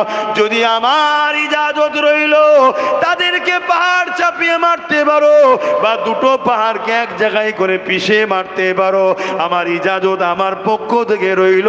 তবে একবার তাদেরকে মারার আগে প্রথমে আমার হাবিবের কাছে যাবে, আমার হাবিবকে সালাম দেবে, এবং আমি আল্লাহ যে ফয়সালাটা দিয়েছি এটা তুমি একবার হাবিবকে শুনিয়ে দিও। শুনছেন তো? ধৈর্য হারা হলে হবে না। মনে রাখবেন, ইতিহাস ইতিহাস লিখে তাদেরকে স্মরণ রাখে যারা সর্বসময় জালিমের বিরুদ্ধে ছিল। ইতিহাস তাদেরকেই স্মরণ রাখে। নেতাজিকে স্মরণ রেখেছে, আশফাকুল্লাহ খানকে স্মরণ রেখেছে। যারা পা চেটেছিল ব্রিটিশদের, তাদেরকে কিন্তু ইতিহাস স্মরণ রাখে না। অতএব চেটে কখনো ইতিহাসের পাতায় থাকা যায় না। বিপ্লব তখনই সম্ভব যখন তুমি ন্যায়ের পক্ষে, জালিমের বিরুদ্ধে থাকবে। তাকেই ইতিহাস স্মরণ রাখে, তার নামই ইতিহাসে ওঠে। কথা মাথায় ঢুকছে তো? অতএব আমার রসুল অনেক কষ্ট করেছে। তুমি আমি সামান্যতে পিছিয়ে ঘাবড়ে দুর্বল হয়ে গেলে হবে না। কথা বুঝে আসছে? অনেক রকম পরীক্ষা হবে আল্লাহর পক্ষ থেকে, অনেক রকম পরীক্ষা হবে। কখনো এই যেমন আমারও পরীক্ষা হচ্ছে, কত দিক দিয়ে পরীক্ষা আমাকে নেওয়া হয়, আল্লাহ নেই, আবার আল্লাহ সমস্ত বাধা কাটিয়ে পরীক্ষাতে আল্লাহ পাস করায়। আলহামদুলিল্লাহ। তা আল্লাহ আমাদেরকে পরীক্ষা নেবে, এক একজনের এক এক ধরনের পরীক্ষা হবে। কত মানুষ আছে একটাই বাড়ির ছেলে, একটাই গরিব, মিথ্যা গ্যাঁজার কেসে জেলে ভরে দিয়েছে। এই শুনছেন, পড়ে আছে জেলে। সে বেচারি গ্যাঁজা কি জিনিস হয়তো দেখেন কোনোদিন, জেল খাটছে। হাজার হাজার ছেলে আছে, এ সব কিন্তু কিয়ামতের দিন ধরা পড়বে। এ সবার বিচার আল্লাহ নেবে। সে যেই হোক সবাইকে মহান স্রষ্টার কাছে জবাব দিতে হবে, সবাইকে হাজিরি হতে হবে ময়দানে মাশরে। তো ভাইরা আমার রাসূল পাক সাল্লাল্লাহু আলাইহি সাল্লামের কাছে হযরতে জিবরাইল চলে এলেন। পাহাড় চালক ফেরেশতা এলো, আল্লাহ নবীকে হযরতে জিবরাইল হাতে করে পরিষ্কার করছে রক্তগুলো। আল্লাহ নবীর হুঁশ আসলেন, নবী উঠে বসলেন, জিবরাইল সালাম দিলেন, দিবার পরে বলতে লেগেছে, ইয়া রাসূলুল্লাহ, হাবিবাল্লাহ, আল্লাহ ইজাজত দিয়েছে, শুধু আপনার ইজাজতের অপেক্ষায় রয়েছি। এ ভাই জিবরাইল, কিসের ইজাজত, কি হয়েছে? না, তায়েফবাসী আপনাকে এরকম ভাবে মেরেছে, আমরা আল্লাহকে বলেছি, আল্লাহ ইজাজত দিয়েছে, দুটো পাহাড়কে এক জায়গায় করে বীজখান এদেরকে পিষে মারতে বলেছে, বা পাহাড়কে তুলে তাদের মাথায় চাপিয়ে দিয়ে চেপটে মেরে দিতে বলেছে। আল্লাহ ইজাজত দিয়েছে। আমার হাবিব, যদি শুধু একবার জিজ্ঞাসা করো, হুজুর আপনি শুধু একবার ইজাজত দেন। আমার রাসূল পাক সাল্লাল্লাহু আলাইহি সাল্লাম, রহমতের নবী, দয়ার নবী, সঙ্গে সঙ্গে হাত তুললেন, আল্লাহ এরা আমাকে চেনে না তাই মেরেছে, এদেরকে আপনি শেষ করে দেবেন না আল্লাহ। আমি রসুল চাই এরা বেঁচে থাকুক, এদের ছেলের ছেলের ছেলের ছেলে একদিন না একদিন আমি রসুল আমাকে নবী বলে মেনে আমার জন্য জানটাও কুরবান করবে। জোরে বলুন সুবহানাল্লাহ, আরো চিৎকার দিয়ে বলুন সুবহানাল্লাহ। আজ সেই তায়েফের বুকে মানুষ যাচ্ছে, আজও সেই তায়েফের বুকে লক্ষ লক্ষ মানুষ রয়েছে, তারা সবাই এখন রাসূলুল্লাহ দিবানা, ছেলের ছেলে আজ পর্যন্ত 1450 বছর হয়ে গেল, তারা আমার রসুলের জন্য জানও কুরবান করছে। তা আমার নবী পাক সেদিন যদি বদদুয়া করতেন, আজ আমরা সব শেষ হয়ে যেতাম। আমার নবী পাক সাল্লাল্লাহু আলাইহি সাল্লাম এত কষ্টের পর, এত ধৈর্য ধরে ন্যায়ের পক্ষে, ইনসাফের পক্ষে, গরিবের পক্ষে, মানবতার পক্ষে, তাওহীদের পক্ষে মানুষকে আহ্বান করেছে। আমার নবী পাক সাল্লাল্লাহু আলাইহি ওয়াসাল্লাম তিনি যে মেসেজ দিয়েছে 1450 বছর ধরে তাম পৃথিবীর বুকে, সেই মেসেজ আজও চলছে। বড় বড় বিজ্ঞানীরা, বড় বড় লেখকরা, বড় বড় হিস্টোরিয়ানরা তারা রিসার্চ করে লিখেছে, পৃথিবীতে অনেক বিপ্লব এসেছে, অনেক বিপ্লব ঘটেছে, কিন্তু একটা বিপ্লব 100 বছরের বেশি টিকে থাকতে পারেনি। কিন্তু মুহাম্মদ আরবি সাল্লাল্লাহু আলাইহি সাল্লাম 1450 বছর আগে মক্কা থেকে শুরু করে, মদিনা থেকে শুরু করে যে বিপ্লব ঘটিয়েছে, সেই বিপ্লব 1450 বছর ধরে আজও সেই বিপ্লব বেঁচে আছে। শুধু বেঁচে নয়, যে ইউরোপ দুনিয়া ইসলামকে মিটাতে চেয়েছিল, তাদের পত্রিকা, তাদের মিডিয়া, তারা লিখছে আগামী 40-45-এর মধ্যে ইউরোপ দুনিয়া সংখ্যা গুরু হবে ইসলাম। জোরে বলুন সুবহানাল্লাহ, আরো জোরে বলুন সুবহানাল্লাহ। কেন? আমার নবীর আখলাক, আমার নবীর চরিত্র, আমার নবীর মানবতা, আমার নবীর মনুষ্যত্ব, আমার নবীর মানববন্ধন, তাদের যুবক যুবতীরা রিসার্চ করছে, তারা দলে দলে ইমানের কালেমা পড়ছে। আজ মুসলিম ঘরে জন্ম হয়ে, মুসলিম ঘরের সন্তান হয়ে, ইসলামের ঘরে এসে আজ যদি আমরা ইসলাম বিরোধী কাজ করি, আল্লাহ আমাদেরকে মিটিয়ে দেবে, কিন্তু আমার রসুলের দিন ছিল, আছে, থাকবে। কথা বুঝে আসছে? আমার কথায় আপনারা বুঝতে পারছেন তো নাকি? খুব সাবধান, অনেক দিক দিয়ে আল্লাহ পরীক্ষা নেবে। আমি একটা কথা আজকে ছোট্ট করে বলে বিদায় নেব। আপনাদের এলাকায় শুনেছি নাকি অনেক জায়গায় আমার ওয়াজকে কাটিং করে করে নাকি শোনানো হচ্ছে, এটা কি সত্য কথা? আচ্ছা, যারা শোনাচ্ছে তারা মূলত আজকে আবু জেহেলেরই কাজ করছে নবীর গোলামের জন্যে। আবু জেহেল কি করেছিল জানেন? মক্কার অলিতে গলিতে সব লোক ফিট করে দিয়েছিল, সবাইকে বলেছিল যে বল মুহাম্মদ সাল্লাল্লাহু আলাইহি ওয়াসাল্লামের বিরুদ্ধে সব বল, শুধু বিরুদ্ধে বল, শুধু বিরুদ্ধে বল। কিন্তু যাকেই বলে সেই বলে একবার গিয়ে দেখি তো কে, আর এসে দেখছে আমার রসুলের মতো তো কেউ আসেনি আর আসবে না, নবী দিবানা হয়ে কলেমা পড়ে মুসলমান হচ্ছে। জোরে বলুন সুবহানাল্লাহ। তা আজকে এরা আবু জেহেলের উত্তরসূরি হয়ে নবীর গোলাম আব্বাস সিদ্দিকীর হয়েই প্রচার করছে। কথা বুঝছেন? ওই কাটিংয়ের মধ্যে একটা কাটিং খুব ভাইরাল হচ্ছে, অনেকে বলছে, অনেকবার আমাকে প্রতি শুক্রবার দিন আমি লাইভে বসি, জানেন তো নাকি? দেখেন আপনারা, প্রতি শুক্রবার দিন লাইভে বসি ফুরফুরা দরবার শরীফ থেকে সন্ধ্যে 7টায়। কেন? অনেক দিক দিয়ে তো আমাকে রুকার চেষ্টা করছে, কোনো দিন হয়তো রুকে দিল, বলা তো বন্ধ করলে হবে না, ওই জন্য লাইভটা এখন থেকে চালু করে দিয়েছি যাতে কানেকশান ঠিক জুড়ে থাকে। কথা বুঝে আসছে তো নাকি? হ্যাঁ, তুই কোন দিকে রুকবি, যেদিকেই রুকিস না কেন আমার আল্লাহ হাজার দিকে দরজা খুলে দিতে পারে। জোরে বলুন সুবহানাল্লাহ।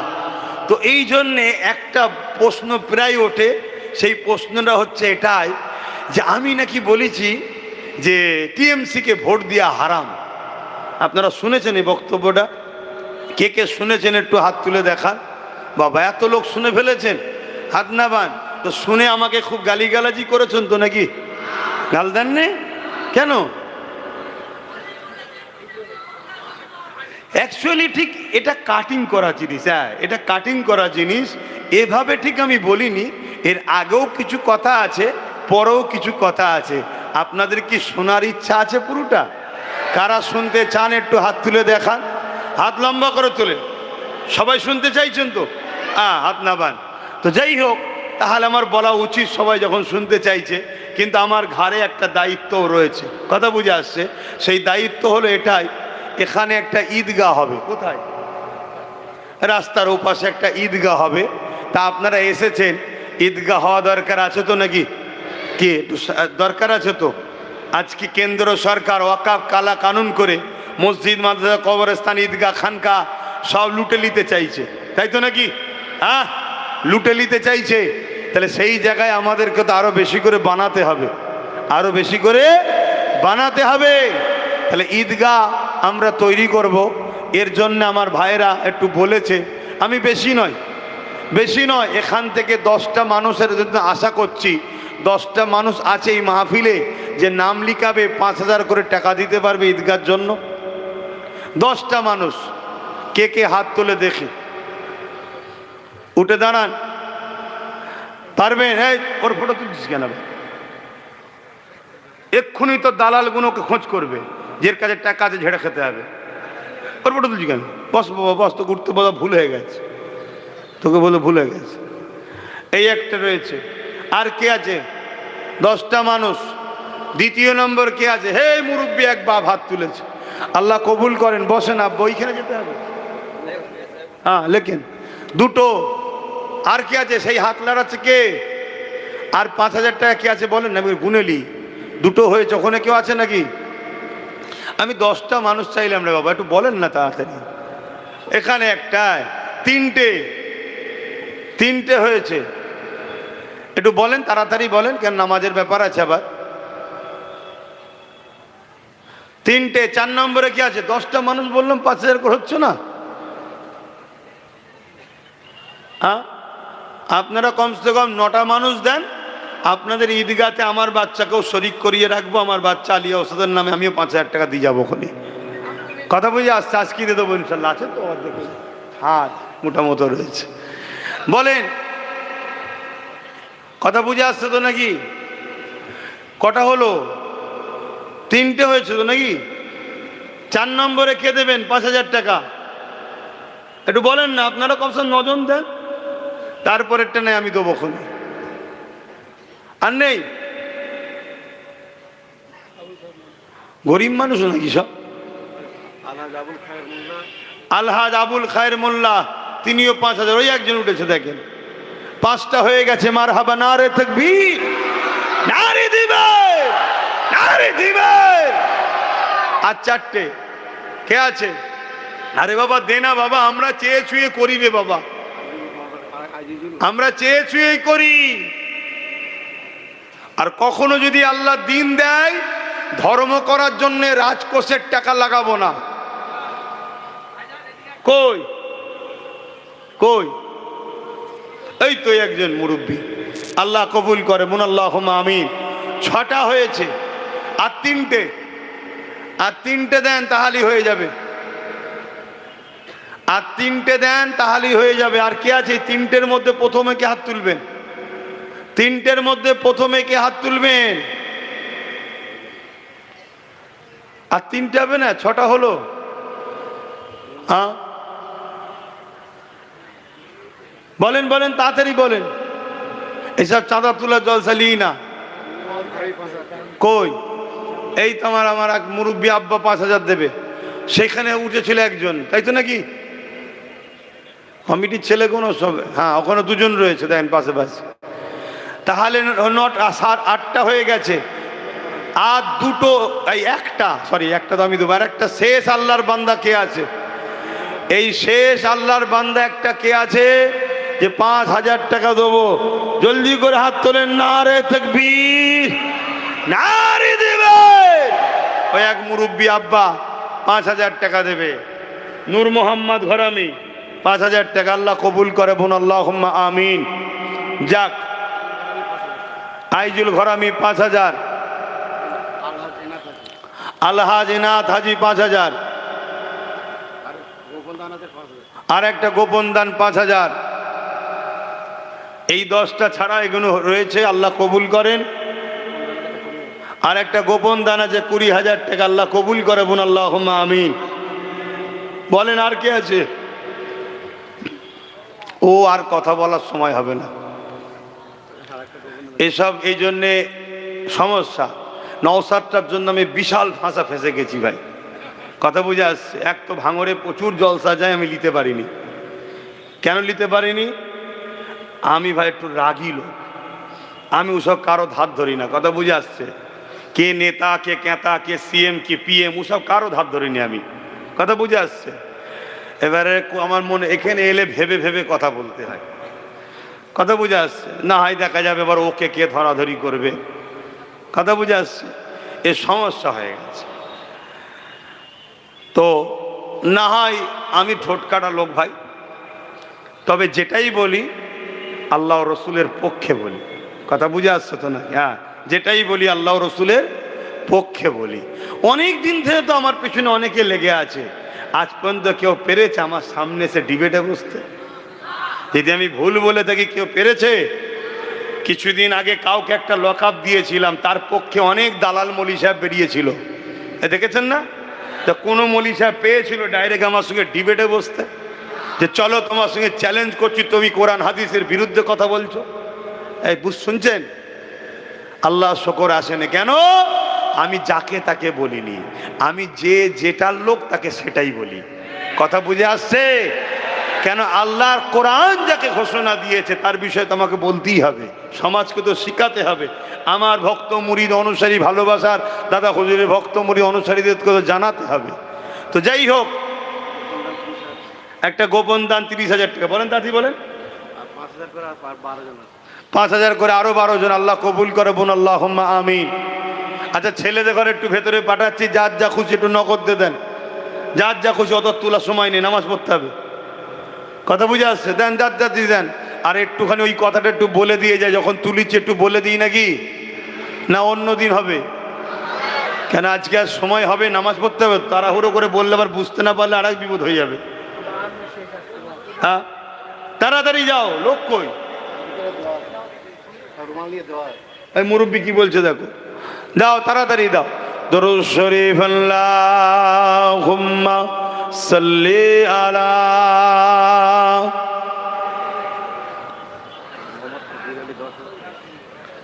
মোহাম্মদ ফকির আলী 10,000 টাকা, আল্লাহ কবুল করে, আল্লাহুম্মা আমিন। আর কে আছে?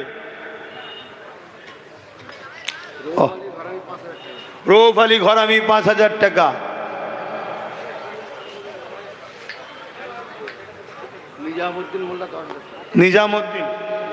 নিজামুদ্দিন 10,000 টাকা। শরীফুল ইসলাম 10,000 টাকা।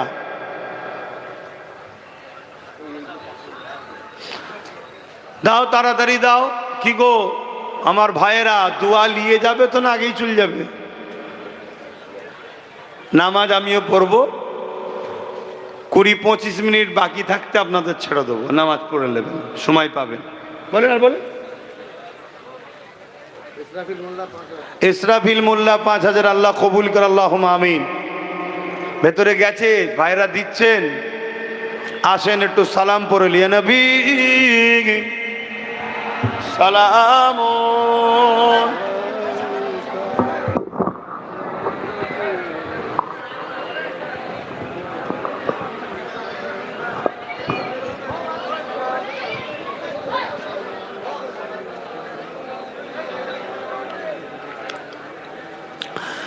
ভাইরা আমার,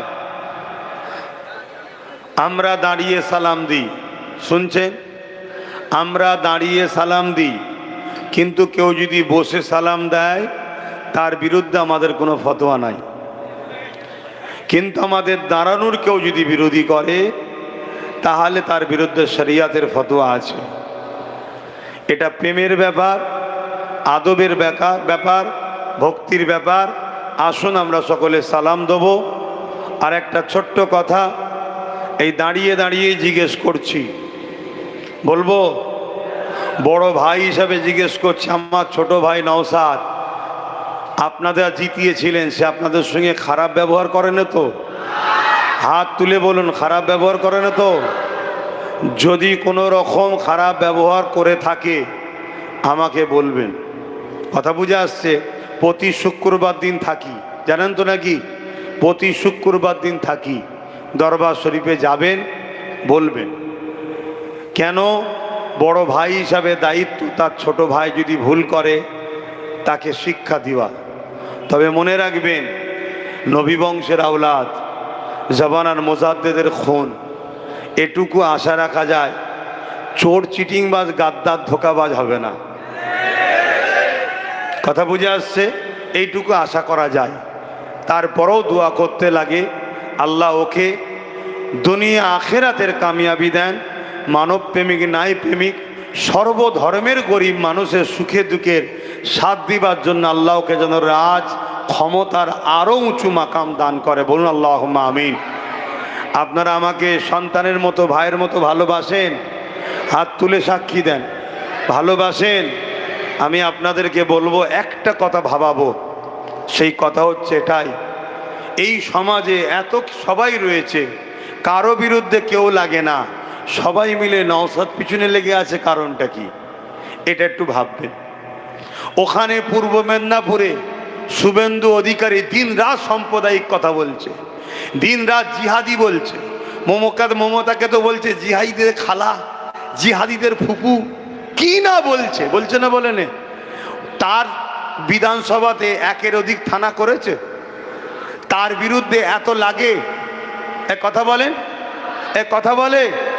কিছু কিছু মুসলিম ঘরে জন্ম লিয়া মুনাফেক মুসলমান, তারা এমনও তো বলে নোংরা নোংরা কথা, কিন্তু ওই সকলের বিরুদ্ধে, ওই সকল জালিমদের বিরুদ্ধে কথা বলে?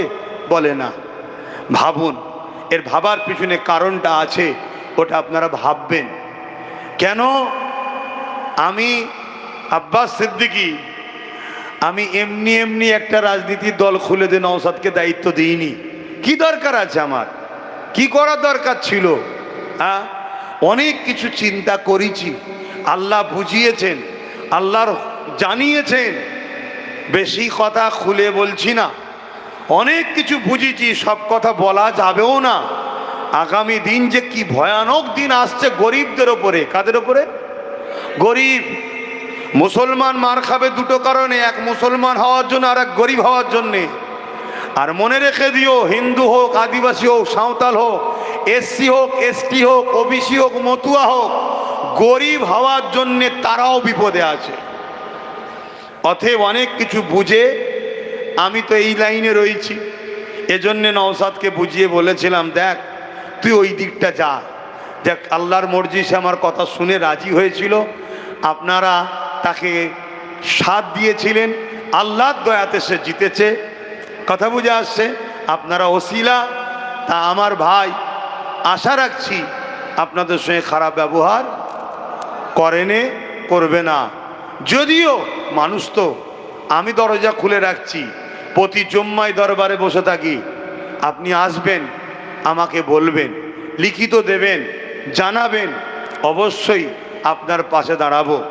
এটা আমার মানবতা, আপনার হয়ে কথা বলবো। কিন্তু মনে রাখবেন, বিরাট বড় চক্রান্ত চলছে।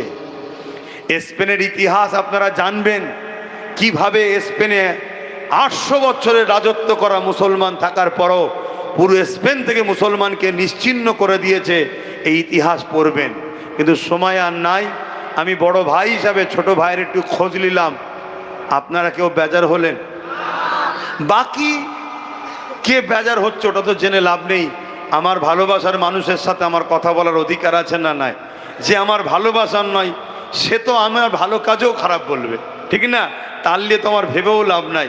তো আসুন সকলে উচ্চ আওয়াজে জবান খুলে দরুদ এই সালাম পাঠ করিয়া নবী সালাম ইয়া রাসূল ইয়া হাবিব সালাম সালাবাতুল্লাহ। কঠিন হাসরের দিনে কি আছে মোদের কপালে, গুনাহগার উম্মাহ আতো আপনার লইবেন সঙ্গে মাহশরে। নবী সালাম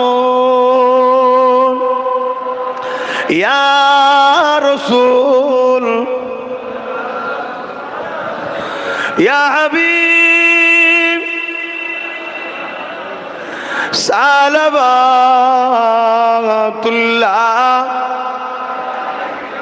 সময় একেবারে কম, একটু বসে যান, একটু দোয়া করে দিই। সকলে বসে। এসব জলসা এই জন্য লিয়া খুব সমস্যা। চাঁদা তোলা জলসা আমায় লিয়ে আসবেন না। হ্যাঁ, আল্লাহ শেফা দান করেন। ভাই আমার, আমি দুঃখিত, আমি আর বলতে পারলাম না এই কথাটা। কখনো আশপাশে আসলে বলবো, এবং আপনাদের ঘরে বলবো। লাইফে বা অনেক জায়গাতে আমার পুরো বক্তব্য দিয়ে আছে, আপনারা শুনে নেবেন, তাহলে উত্তরটা পেয়ে যাবেন। কিন্তু একটা কথা বলবো, আমার ধর্ম আমার কাছে, অন্য অন্য ধর্মের ভাইদের ধর্ম তাদের কাছে, তাই তো নাকি?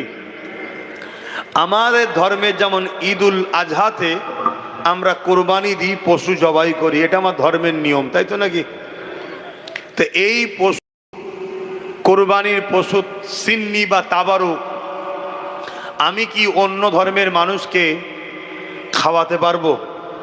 খাওয়ালে তার ধর্মের বাবা বেগে আঘাত দেওয়া হবে না হবে না? হবে, উচিত নয়। কিন্তু আমি দুঃখের সাথে বলছি, আমাদের রাজ্য সরকার মুসলমানদের ঘরে বড় প্ল্যান করে প্রসাদ খাইয়ে মুশরিক কাফের বানাবার প্ল্যান করেছে। আপনারা জানেন তো নাকি? তাহলে এটা ন্যায় করেছে না অন্যায় করেছে?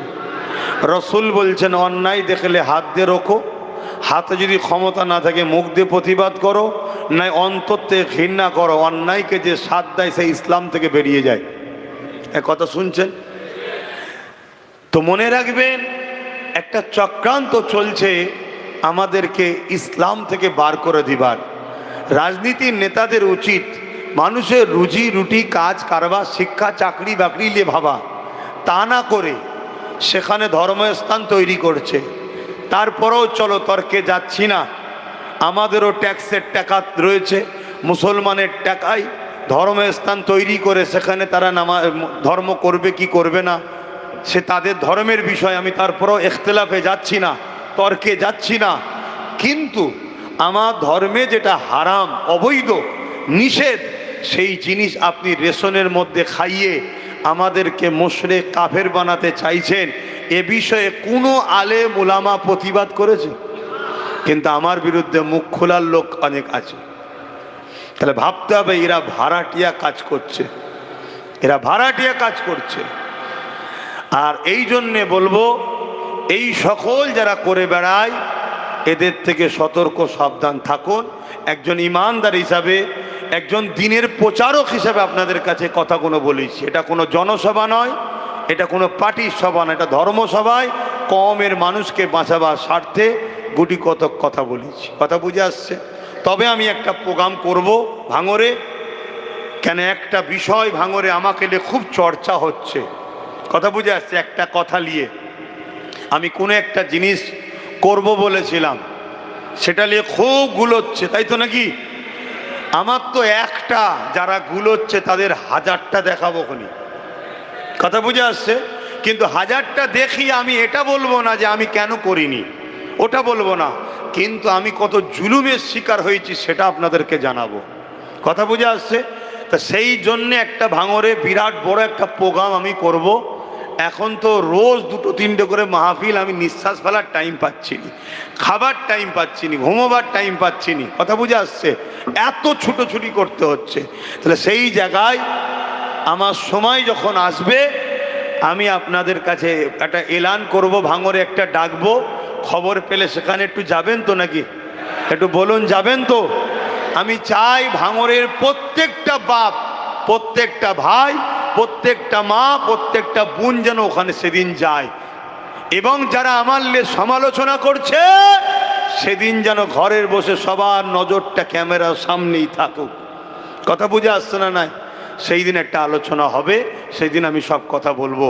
এখন আজকে যা কিছু বললাম, কেউ কষ্ট পেলেন মনে, দুঃখ পেলেন মনে? আসেন, আমরা সবাই দাদা পীরের আওলাদ, আমার রসুলের পাক সাল্লাল্লাহু আলাইহি ওয়াসাল্লামের দিনের উম্মত, আমার রসুলের উম্মত। এখন ছোট করে দোয়া চাইব, আল্লাহুম্মা আমিন। আল্লাহ এই মাহফিলকে কবুল করেলেন, আল্লাহ যে যা আশালি হাত তুলেছে কবুল করেন, এবং ঈদগাহর জন্য যে যেভাবে দান করেছে